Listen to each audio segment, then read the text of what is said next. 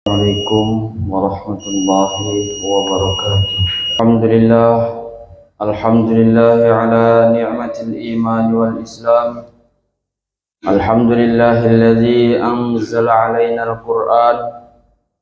Alhamdulillahilladzi ja'alna min ummati sayyidil anam. Alhamdulillahi ala jami'in ni'am al-zahirati wal batinah, as-sabiqati wal lahiqah, الدنيوية والأخروية. أشهد أن لا إله إلا الله وأشهد أن محمدا عبده ورسوله. اللهم صل على سيدنا محمد وعلى آله وأصحابه والتابعين لهم بإحسان إلى يوم الدين. أما بعد، فيا عباد الله اتقوا الله حق تقاته ولا تموتن إلا وأنتم مسلمون. wa'lamu annakum qadimuna ila Allah wal tanzur nafsum ma qaddamat lighad wattaqullah innallaha khabirum bima ta'malun. Faqad qala Allah ta'ala fi kitabihil karim wal 'asr innal insana lafi khusr illa alladhina amanu wa 'amilus shalihat wa tawasaw bil haqqi wa tawasaw bis sabr. Hadirin jemaah Jumat yang dimuliakan Allah Subhanahu wa taala, marilah senantiasa kita tingkatkan iman dan takwa kita kepada Allah SWT, meyakini bahwasanya tidak ada keberuntungan yang lebih besar melebihi jika kita taat kepada Allah, dan meyakini bahwasanya tidak ada kerugian yang lebih besar melebihi jika kita bermaksiat kepada Allah. Hadirin jamaah Jumat yang dimuliakan Allah SWT, kemaksiatan merupakan perkara yang dilarang Allah SWT, perkara yang dibenci oleh Allah SWT. Tapi nyatanya setiap manusia di dunia ini pasti pernah melakukan kemaksiatan. Tidak ada satu orang manusia pun di dunia ini yang tidak pernah melakukan kemaksiatan kecuali para nabi dan para rasul. Karena para nabi dan para rasul, bahkan Rasulullah SAW dijaga oleh Allah SWT dari kemaksiatan. Allah berfirman dalam Al-Quran mengenai baginda Nabi Muhammad SAW, wa ma yantiqu anil hawa in huwa illa wahyu yuha. Dari segi perkataannya baginda Nabi Muhammad SAW, beliau tidak pernah berbicara mengeluarkan kata-kata dari mulutnya berdasarkan nafsunya. Semua yang keluar dari mulutnya baginda Nabi Muhammad SAW adalah perkara yang diwahyukan Allah SWT. Ini tandanya baginda Nabi Muhammad SAW dijaga dari kemaksiatan. Berbeda dengan kita hari ini, siapapun kita, apapun derajat kita, apapun pangkat kita, pasti di antara kita pernah melakukan kemaksiatan. Ini berdasarkan nas hadis yang diriwayatkan dari Imam At-Tirmizi. Beliau Rasulullah SAW mengatakan, kullu bani Adam khoto'un, setiap bani Adam, setiap manusia khoto'un, pasti pernah melakukan kesalahan. Ini menandakan siapapun kita pasti pernah melakukan kesalahan. Tetapi Allah SWT Maha Pengasih, Maha Penyayang, yang mana Allah SWT memiliki sifat Al-Ghafur, yang maha pengampun, yang maha penerima taubat. Hadir makan Allah SWT, maka Allah memiliki solusi bagi orang yang pernah bermaksiat. Wa khairul khatta'ina at-tawwabun, dan sebaik-baik orang yang pernah bermaksiat adalah orang yang bertaubat. Maka hadir makan Allah SWT, dikarenakan kita ini pasti pernah melakukan kemaksiatan, maka kalau kita mau jadi orang yang masih disayangi Allah Subhanahu wa taala, syarat utama dan pertama adalah kita harus bertaubat kepada Allah Subhanahu wa taala. Dalam bahasa Arab, taubat ini dari kata taba yatubu taubatan, artinya kembali. Kembali dari kemaksiatan menuju ketaatan kepada Allah Subhanahu wa taala. Maka ini diumpamakan seperti orang yang tersesat. Orang yang bermaksiat diumpamakan seperti orang yang tersesat.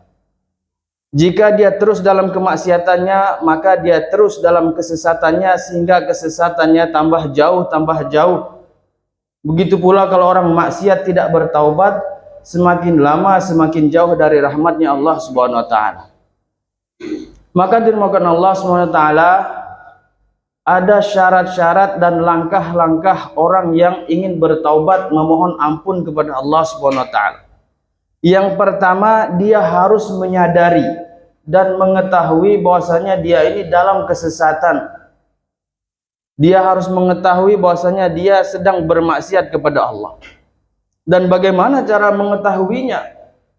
Inilah diperlukan namanya ilmu.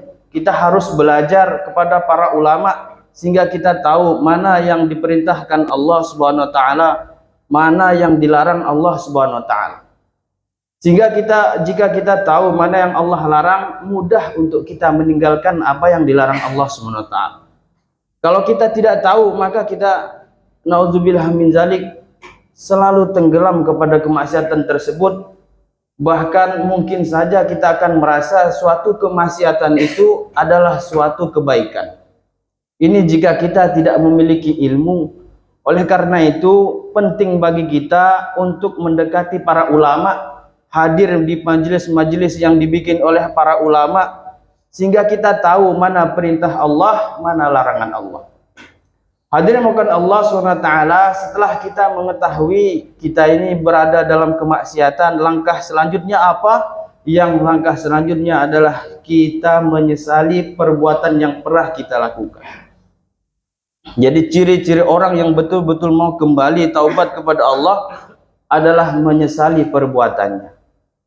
Setelah kita sesali, apa langkah selanjutnya? Kita kembali kepada Allah, memohon ampun kepada Allah, memperbanyak istighfar. Baginda Nabi Muhammad SAW saja manusia yang maksum, yang terjaga dari maksiat. Dalam satu riwayat hadis, beliau istighfar minimalnya dalam sehari semalam adalah 100 kali. Ini beliau tidak pernah melakukan kemaksiatan, tidak pernah berbuat dosa. Apalagi kita yang sangat banyak berdosa ini, maka istighfar kita kepada Allah Subhanahu wa taala haruslah lebih banyak lagi. Mungkin 1000, mungkin 10.000, mungkin lebih daripada itu. Karena kita mengerjakan maksiat kadang kita sadari, kadang tidak kita sadari. Maka hendaknya setiap helaan napas kita ini kita memohon ampun kepada Allah Subhanahu wa taala dari kemaksiatan yang kita kerjakan, yang sengaja maupun tidak sengaja, yang kita ketahui maupun tidak kita ketahui. Hadirin maukan Allah Subhanahu wa taala, langkah selanjutnya setelah kita menyesali, kemudian kita niat dalam hati kita, azam, niat yang kuat supaya kita ini tidak kembali kepada kemaksiatan tersebut. Kalaupun seandainya setelah itu kita bermaksiat lagi, maka kita lakukan dan langkah satu lagi. Kita sesali lagi, kemudian kita tobat lagi sampai kematian kita. Karena dirahmatkan Allah Subhanahu wa taala, namanya taubat, pintu taubat ini tidak Allah tutup kecuali dalam dua keadaan. Yang pertama, ketika nyawa sudah berada di tenggorokan kita. Apabila nyawa sudah berada di tenggorokan kita, malaikat Israel telah menyebut kita nyawa sampai di tenggorokan kita, saat itulah pintu taubat telah ditutup Allah Subhanahu wa taala. Sebagaimana Firaun laknatullah alaih, ketika dia sudah mau mati, sudah tenggelam, sebentar lagi sakaratul maut, kemudian dia mengucapkan, aku yakin kepada Tuhannya Musa dan Harun, maka taubatnya tidak diterima. Karena saat itu nyawanya sudah berada di tenggorokan. Maka dirahmatkan Allah SWT, bagi kita yang hari ini masih Allah beri kesempatan, masih beri umur sebelum sakaratul maut, maka kita perbanyaklah istighfar, mohon ampun kepada Allah SWT. Innallaha yaqbalu taubatal ibadi qabla ayyughargiro. Allah menerima taubat seorang hamba selagi belum sakaratul maut. Kemudian keadaan kedua, yang apabila matahari terbit dari barat. Man taba qabla ayat li'ad syamsya min maghribiha taballahu alaih. Barang siapa yang bertaubat kepada Allah sebelum matahari terbit dari barat, maka Allah SWT akan nerima taubatnya. Jika pagi hari ketika kita bangun tidur melihat matahari masih terbit dari timur, maka masih ada kesempatan kita untuk bertaubat. Akan datang masanya Allah SWT terbitkan matahari dari sebelah barat. Setelah itulah Allah Subhanahu wa taala tidak lagi menerima taubat kita. Maka dirahmatkan Allah Subhanahu wa taala, kesempatan yang berharga ini janganlah sampai kita sia-siakan sehingga kita menjadi orang yang menyesal ketika di akhirat nanti. Jadilah kita menyesal ketika di dunia ini dengan kemaksiatan yang pernah kita lakukan.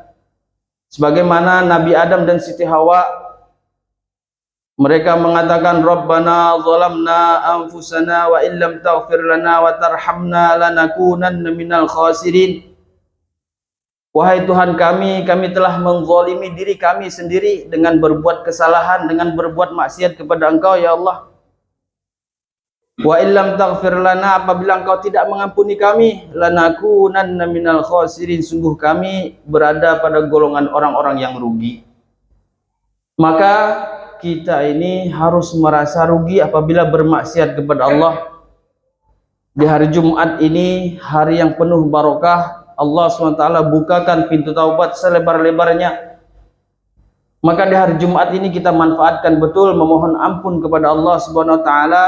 Jangan sampai kita menjadi hambanya yang menyesal ketika di akhirat nanti. Cukuplah kita menyesal di dunia ini, sehingga ketika kita sampai kepada Allah, ketika kita menghadap kepada Allah Subhanahu wa taala, diri kita dalam keadaan bersih dari dosa-dosa, sehingga Allah Subhanahu wa taala kumpulkan kita dengan para nabi, para rasul, dikumpulkan kepada baginda Nabi Muhammad sallallahu alaihi wasallam. Yang kedua kalinya di hari Jumat ini kita perbanyak membaca selawat kepada baginda Nabi Muhammad sallallahu alaihi wasallam.